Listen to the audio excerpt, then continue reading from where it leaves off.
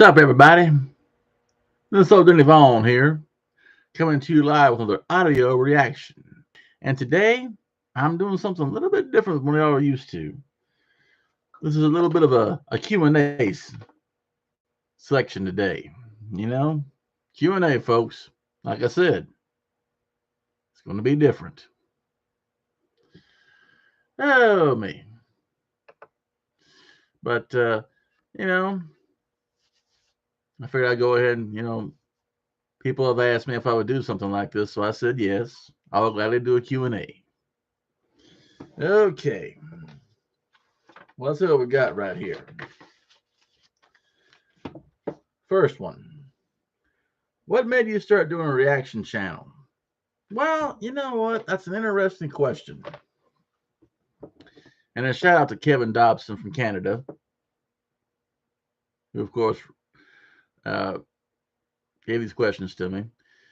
Well, everybody, the reason why I started this is because, you know what? I see these guys have been doing their own reactions and stuff like that to music and stuff like that. You know what?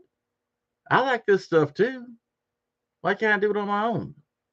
Now, albeit it's amateur hour right now, hey, straight up, it's getting to the point where at least 2 or 3 times a week now, the people are telling me your audio is awful. Well, folks, straight up, this is an 8-year-old laptop. So I'm doing pretty good considering. And if y'all have any suggestions for equipment upgrades, hey, I'm all ears, man. Just tap it on down. Help a country boy out, you know. But, hey, I like the arts and entertainment and stuff like that. I've got an artistic bend myself because, I wrote a book of poems back in 2007 called Freestyling. I did. So I can say that I have a creative bend on my own. And I have to be honest, I like being around creative people. And I really do. Okay. Have you a favorite band or artist? Oh, no, that's a tough one. That is a tough one. I have many of them, in fact. The first band I ever got into was, and considering, this right here probably won't surprise you, when I was a kid, a preteen, was ZZ Top. You know, three, dudes from Texas playing, bluesy rock and stuff. It just appealed to me. That, and they didn't have all that, hairspray and all that other crap and stuff that was going on at the time.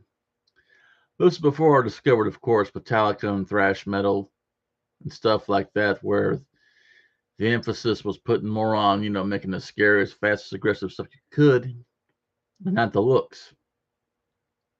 And let's not forget about something like AC/DC. Appearance wise, well, a little scruffy, a little rough. But you know what? There's always been their appeal, if you look at it objectively, is they've always had this blue collar attitude. And those guys, they come from blue collar backgrounds.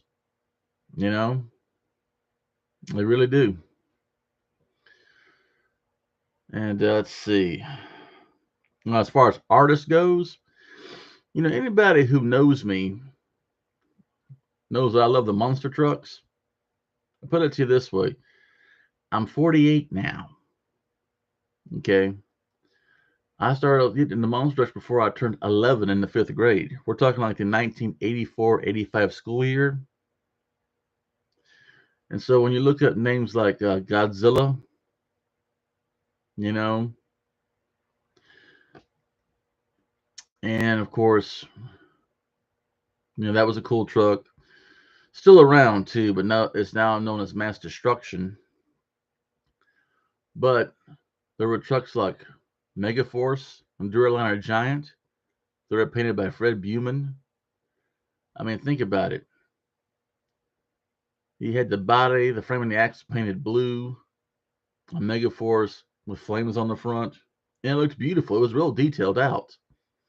And on Duraliner Giant, he had the truck, the frame, the axles, Porsche red, with yellow flames on it. A guy named Fred Buman But you see, people don't know him from that.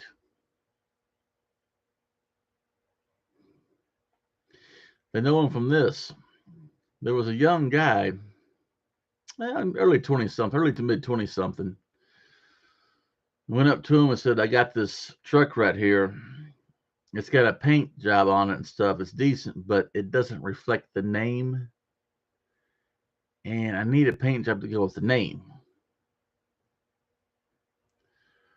And so what it is, you know, at first they argued over colors and stuff. They told the guy, hey, look, take a hike, come back in a week. If you don't like it, I'll redo it. No extra charge. Painted the truck black, had green flames on the front. And so had a scene with a graveyard with a wrought iron fence around it. Yes. Some of you are monster truck fans probably know what I'm talking about now. The Grave Digger. Fred Buman. He was the guy who did that. Now, the red headlights was Dennis Anderson's idea. The owner, the young 20-something at the time, that was his deal. But yeah, Fred Buman did that. And if you're a Bigfoot fan, Dan Patterson. He was the guy who gave it the iconic look with the gold lettering and stuff like that, along with, of course, the Merle the truck on the side. He also painted another one of Bob Chandler's trucks called Snake Bite. It has a snake's head on the front and everything else. If y'all want to check out a cool website to look at these trucks, go to monsterphotos.com, a Monster Photo album. It's a website by Dennis Taft. And, it's a good documentary and stuff like that. I mean, these guys were good at making these trucks really pop out, their concepts behind their names. And in fact, there was a guy, he also helped out Everett Jasmer. Now, Everett Jasmer was, until recently, the owner of USA One, Chevrolet. And the first, by the way, as far as monster truck champions go, he was the first official national champion in the United States when it comes to monster trucks. He beat up Bigfoot in 1988. I was 14 at the time. And, just he could really, I mean, those guys, Fred Buman and Dan Patterson, they were great at what they did. And sadly, they've both passed away since those times. Oh, man. Okay. What type of work do you do? Well, my official title is warehouse specialist. And what I do is, my specific job is I'm a cut line operator. Customer so and so wants X amount of wire. All right. Forklift driver, of course, has the product in the back of the line. I mount it on up in my payoff. Okay. Get a big rope, throw it there, roll it up on up to usually a smaller reel, the X amount of wire, roll it on up, and of course, cap the wire, wrap it on up, update the tags, fresh new tags and stuff, and ship it on out. That's usually how it works. Pretty simple job, though it can be labor intense at times. And by the way, we actually have a warehouse in Calgary, and we also have, I believe, somewhere in Ontario. I forget where exactly. But we also got a warehouse there too, up in Canada. Because we really expanded up in Canada last decade or so. Let's see. Married, kids. Oh, dedicated bachelor. Don't get me wrong. If you're married and you got children, you're happily married. You and your wife are? Bless your souls. That is something that's very rare in this day and age in which we live. Very rare. That's all I got to say about that. Hobbies, pet peeves. Well, just YouTube and stuff's along the lines of a hobby right now. 'Cause I ain't making no money at it, you know. Though I am pursuing that bit by bit, video by video. And I want to thank all 105 of my subscribers. Bless y'all souls. And also, I used to have a set of drums. You know, I like listening to percussion and stuff like that. You know, not that you couldn't tell that, but uh, you know, used to have a Pearl Forum key when they made that series. Let's see, I bought it in 2009. Smoky chrome metallic, I think it was.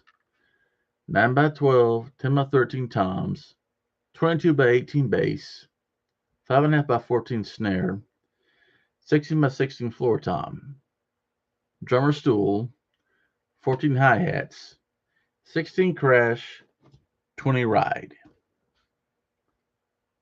Not a bad drum set. Problem is, when you have something like that, it takes up a lot of space in a bedroom. Okay. Favorite types of movies? Well, I like something that has a dark edge. Now, I went to see the new Batman, by the way, and I thought it was good. I like the idea of giving the Batman more of a subtle, dark tone. You know, I mean, yeah, he's got this super rich guy, but there's this kind of like dark, reclusive, like, I don't know, like you could say that I got a dark side to me, and let's not go there. You know, that's good. Do I have a favorite movie? Well, oh Lord, I can't pin it down to just one. You know, oh geez, you know. But I would say something on the dark edge because I like horror movies too. You know, anything that can make you go like that or whatever. You know, whether it be horror, sci-fi, you know, stuff like that. You know, Stephen King, love the King. You know what I'm saying? But eh, you know, I'm pretty much open to anything if it catches my fancy or whatever. Sometimes that's good. Sometimes, well, not so much, folks. It's just the way it is. Well, that about does it for our Q&A today. And you know, hey, if you have any more questions, you know, just go ahead, put in the comment section, stuff like that. If you have any more audio requests for music and stuff like that, like I say, help a country boy out, subscribe, and put it in the you know, your requests and comments in the comments section. And you know, just keep them on coming and stuff. I'm building this channel up bit by bit with y'all's help. It's been an upward climb. It's like climbing Mount Everest, but Everest has been climbed. You know what I'm saying? So with that, and so having said that, this is Denny Vaughan. You have a good Monday night.